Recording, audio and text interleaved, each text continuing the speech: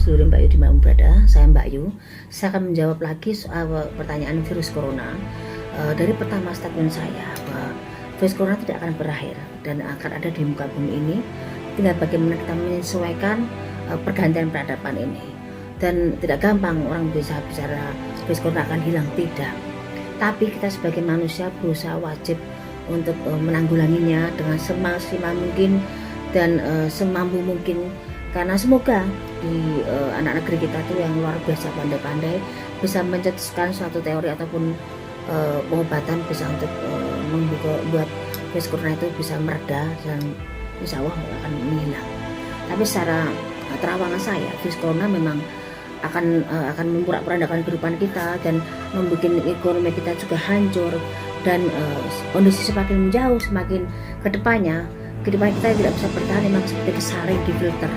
Jadi banyak-banyak doa, banyak minta ampun sama yang di atas, Tuhan Yang Maha Esa, untuk bisa minta pengampunan, karena Tuhan lah yang maha membolak-balikkan keadaan kita semuanya. Dan seperti sampai kapan? Sampai nanti belum tahu kapan, karena memang akan ada terus di Indonesia, di negara ini, di dunia ini, dan akan kitanya yang menyesuaikan keadaan tersebut, dan nanti akan imun kita bagus, kesehatan kita terjaga, semuanya akan seperti biasa-biasa saja.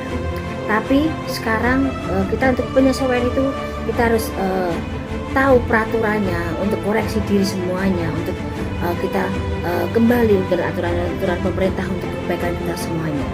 Jelas ekonomi kita hancur, jelas nyari rezeki susah, jelas yang punya duit pun juga akan berpikir dalam kondisi tersebut, dan yang punya usaha juga akan kolap, akan hancur.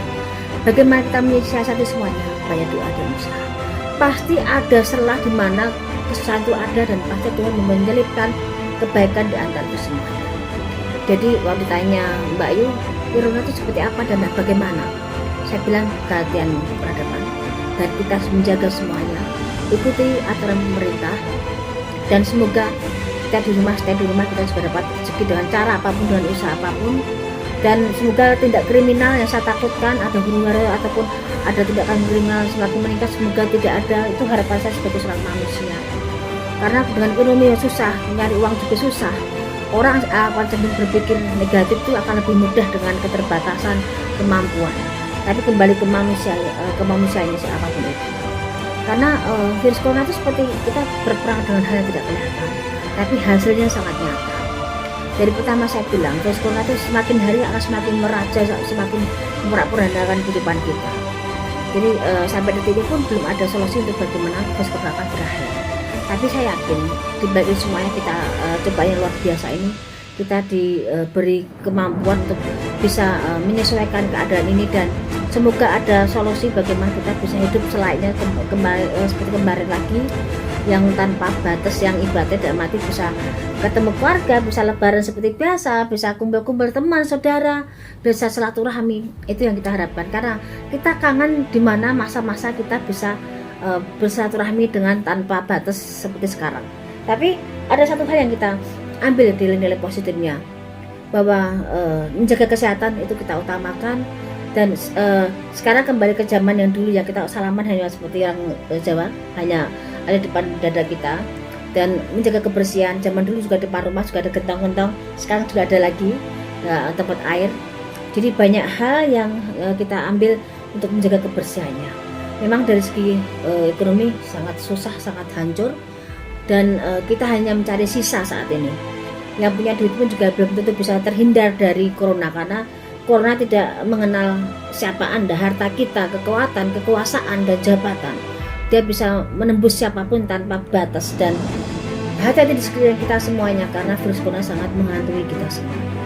Yang kita lakukan saat ini apa? Berdoa dan berupaya, juga berusaha, juga ikuti peran serta pemerintah kita sebagai masyarakat, ikuti saran-saran pemerintah dan nasihat agar semuanya bisa tekan seminim mungkin adanya virus corona.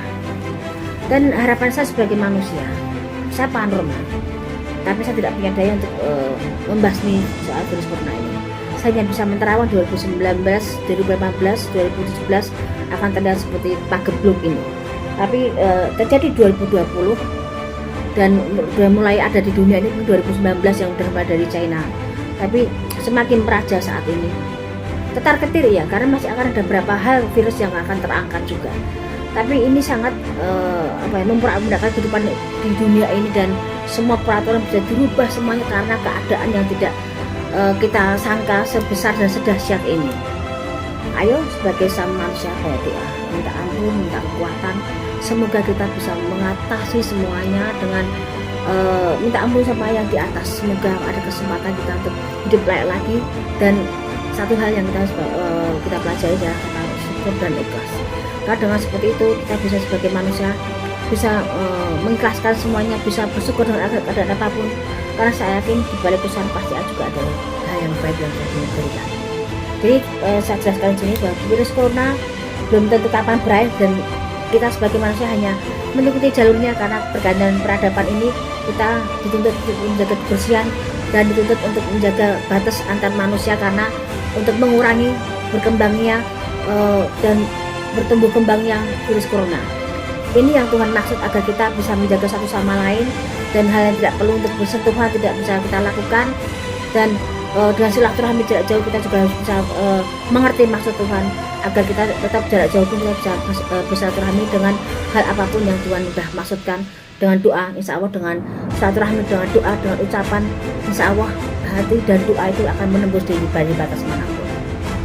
Saya sebagai manusia hanya meminta kita semuanya, seluruh Mbak Yu dimanapun berada, menjaga semuanya, lindungi keluarga Anda semuanya. Egonya ditekan, kumpul-kumpulnya ditekan dulu untuk mengatasi ini semuanya. Karena ini jangan dianggap sepele. Ini hal yang besar yang kita takutkan, hal yang besar yang kita perlu dipikirkan, sangat riskan sekali. Dan saya yakin satu sama lain kita dengan saling menguatkan, insya Allah ada solusi buat kita untuk saling mendoakan, untuk kita bisa maju bareng mengatasi dengan keadaan yang separah dan seminim mungkin. Semoga dengan ini yang di luar sana yang sudah mencari rezeki, ada rezeki yang dia titipkan lewat orang-orang yang memang sudah diberi sama Tuhan. Semoga yang memberi tidak perlu menunggu yang punya tidak menunggu harus dipuji. Berikan yang semampu dan sebisa mungkin untuk berbagi. Insya Allah semua ada jalan keluarnya, dan insya Allah ada jalan rezekinya semuanya.